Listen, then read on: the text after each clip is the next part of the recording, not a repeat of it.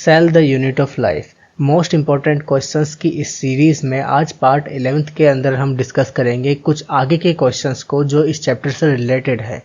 इससे पहले हमने 10 पार्ट डिस्कस कर लिए हैं। अगर आपने प्रीवियस वीडियोस नहीं देखी है तो वो भी जाकर आप देखिए ताकि आपको इस चैप्टर से रिलेटेड जितने भी क्वेश्चन है वो अच्छे से क्लियर हो जाए।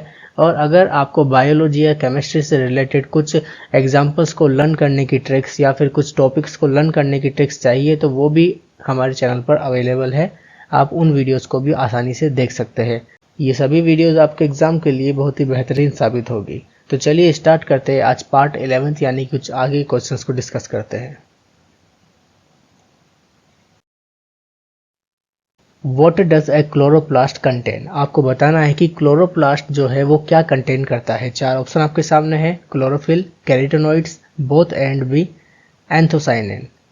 अब आपको बताना है कि क्लोरोप्लास्ट क्या कंटेन करता है। तो क्लोरोप्लास्ट जो कंटेन करता है वो क्लोरोफिल भी कंटेन करता है, कैरोटेनॉइड्स भी कंटेन करता है, एंथोसाइनिन नहीं करता। यानी कि इसका जो सही आंसर होगा वो होगा both A and B.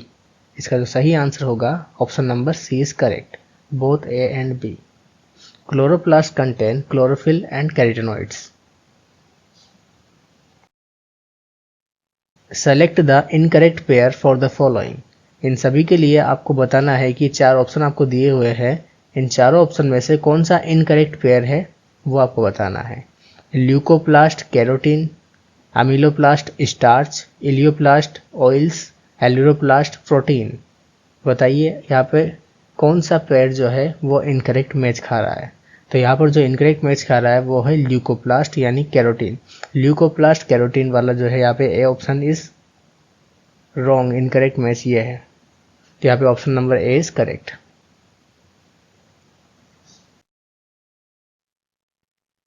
In 30S and 40S ribosome S stands for. चार ऑप्शन आपके सामने है, sub unit, Svedberg unit, single unit और size.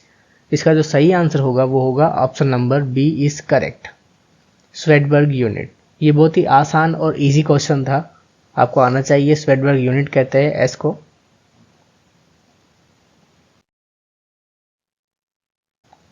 Identify A B C D and E in the given figure. इस diagram के अंदर देखकर आपको बताना है कि कौन सा नाम मैच खा रहा है इन ऑप्शंस के अकॉर्डिंग, ये आपको बताना है। मैं आपको बता दूं कि आपके एग्जाम से कुछ दिन पहले मैं आपको इस सेल चैप्टर से रिलेटेड जितने भी डायग्राम वाले क्वेश्चंस बनते हैं इनकी एक वीडियो आपको प्रोवाइड कराऊंगा ताकि आपको इजीली सभी डायग्राम्स को अच्छे से याद करने में आसानी हो और आप लास्ट टाइम पे उन डायग्राम्स को न भूलें। तो यहाँ पे इस डायग्राम के अंदर जो ए वाला ऑप्शन है, इस ऑप्शन में ये कहलाएगा मैट्रिक्स। बी वाला है आउटर साइड प्रेजेंट है, आउटर साइड का मतलब ये आउटर मेम्ब्रेन कहलाएगी। तो ए वाला मैट्रिक्स, बी वाला आउटर मेम्ब्रेन, दोनों किसी में मैच खा रहे हैं, किसी में मैच नहीं खा रहे। तो ये वाला ए वाला ऑप्शन आपका करेक्ट रहेगा। और अपन देखते हैं सी वाला क्रिस्टी है, बिल्कुल सही है। डी वाला इनर मेम्ब्रेन, ये आउटर है तो ये इनर रहेगी डी वाला ऑप्शन। एंड ई वाला जो ऑप्शन है इनर मेम्ब्रेन स्पेस है, तो ई वाला इनर मेम्ब्रेन स्पेस है। तो यहाँ पर हमने देखा कि option number A is correct.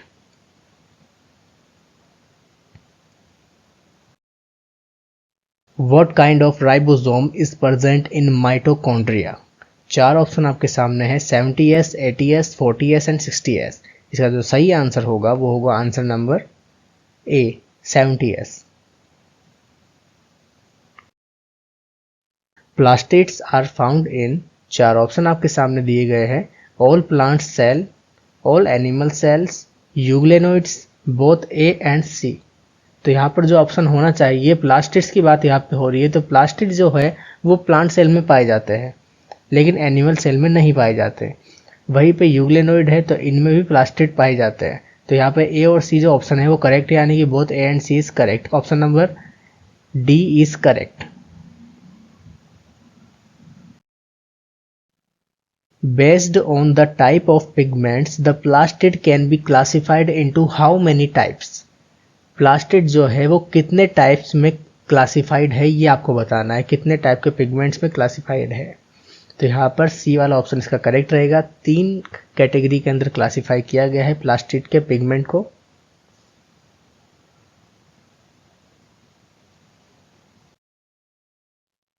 Which of the following is the type of plastid? तो यहाँ पर किस टाइप का प्लास्टिड है ये आपको बताना है। यहाँ तो यहाँ पे क्लोरोप्लास्ट का नाम आता है, क्रोमोप्लास्ट का नाम आता है, ल्यूकोप्लास्ट का नाम आता है, ऑल ऑफ दीज का नाम आ रहा है। तो यहाँ पर क्लोरोप्लास्ट, क्रोमोप्लास्ट और ल्यूकोप्लास्ट ये तीनों ही जो है ये एक टाइप के प्लास्टिड है। तो यहाँ पे डी ऑप्शन करेक्ट रहेगा, all of these. Select the correct matching. यहाँ पर मैचिंग वाला क्वेश्चन आया है। मैं आपको बता दूं कि जितने भी इस चैप्टर से रिलेटेड मैचिंग वाले क्वेश्चन बनते हैं वो सारे क्वेश्चंस मैं आपको एग्जाम से कुछ दिन पहले एक वीडियो में आपको प्रोवाइड करा दूंगा, तो आप उन वीडियो को देखना बिल्कुल ना भूलें। तो यहाँ पे कौन कौन सी वीडियोस में डालने वाला हूँ एग्जाम से पहले, एक तो न्यूमेरिकल बेस्ड जो भी क्वेश्चन इस चैप्टर से बनते हैं वो, एक मैचिंग वाले क्वेश्चन जो इस तरह से करेक्ट मैचिंग वाले ऑप्शन होंगे वो सारे, एंड तीसरी वीडियो बनेगी जितने भी डायग्राम्स होंगे उनसे रिलेटेड। तो यहाँ पे 3 वीडियो, एक स्पेसिफिक वीडियोस होगी ये 3, जिनके अंदर आपको कुछ नई चीज़ देखने को मिलेगी जिससे आपके कई सारे क्वेश्चन क्लियर हो जाएंगे। तो चलिए देखते हैं इसके अंदर। कॉलम 1 और कॉलम 2 के अंदर दिया हुआ है, कॉलम 1 है ल्यूकोप्लास्ट और कॉलम 2 है स्टोर फूड। तो यहाँ पर ये बताया जा रहा है कि अमीलोप्लास्ट जो है वो कौन सा फूड स्टोर करता है, ये बताना आपको। इलियोप्लास्ट क्या करता है, एल्यूरोप्लास्ट क्या करता है। तो यहाँ पे अमीलोप्लास्ट जो होता है वो करता है कार्बोहाइड्रेट को, एंड यहीं पे इलियोप्लास्ट की बात करें अगर हम, तो ये करता है ऑयल एंड फैट को।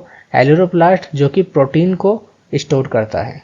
तो यहाँ पर ऑप्शन नंबर ए जो है वो करेक्ट रहेगा। इस ए वाले ऑप्शन के अंदर ये चीज़ें आ रही है, तो यहाँ पे option number A is correct.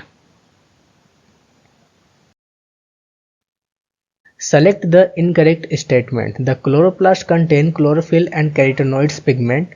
ये बिल्कुल सही बात है। अभी हमने पिछले क्वेश्चन में ही देखा था कि क्लोरोप्लास्ट क्या कंटेन करता है, तो क्लोरोप्लास्ट कंटेन करता है क्लोरोफिल और कैरोटीनॉइड्स पिगमेंट। ठीक है। बी वाला ऑप्शन है chromoplast contain water soluble carotenoid pigment like carotene and xanthophylls. यहाँ पर ये ऑप्शन गलत है, लेकिन सी वाला ऑप्शन और डी वाला ऑप्शन भी चेक करना जरूरी है। Plastids is easily observable under microscope. सही बात है। Chloroplast is A double membrane bound organelle. ये भी सही है, chloroplast double membrane bound organelle होती है। तो इसके हिसाब से जो ऑप्शन इनकरेक्ट रहेगा अपना वो रहेगा ऑप्शन नंबर बी।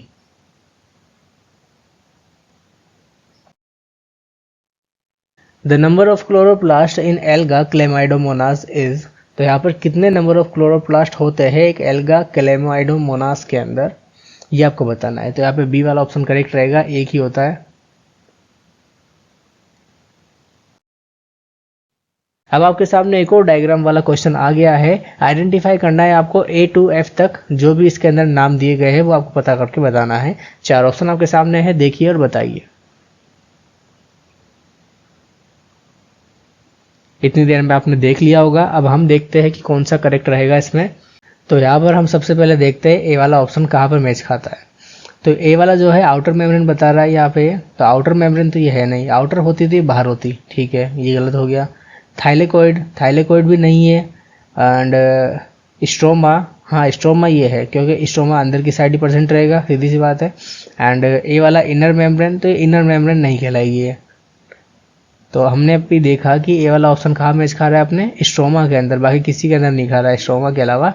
तो यहाँ पे जो सी ऑप्शन रहेगा वो करेक्ट रहेगा, बाकी हमें देखने की ज़रूरत नहीं है, यही ठीक है। लेकिन फिर भी एक बार हम अगर जानना चाहे तो हम देख सकते हैं एक बार।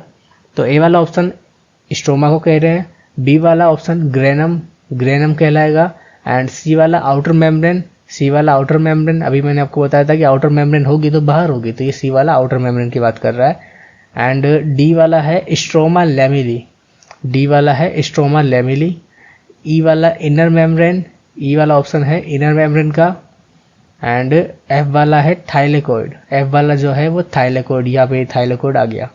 ओके, तो यहाँ पे जो ऑप्शन नंबर सी है वो करेक्ट है।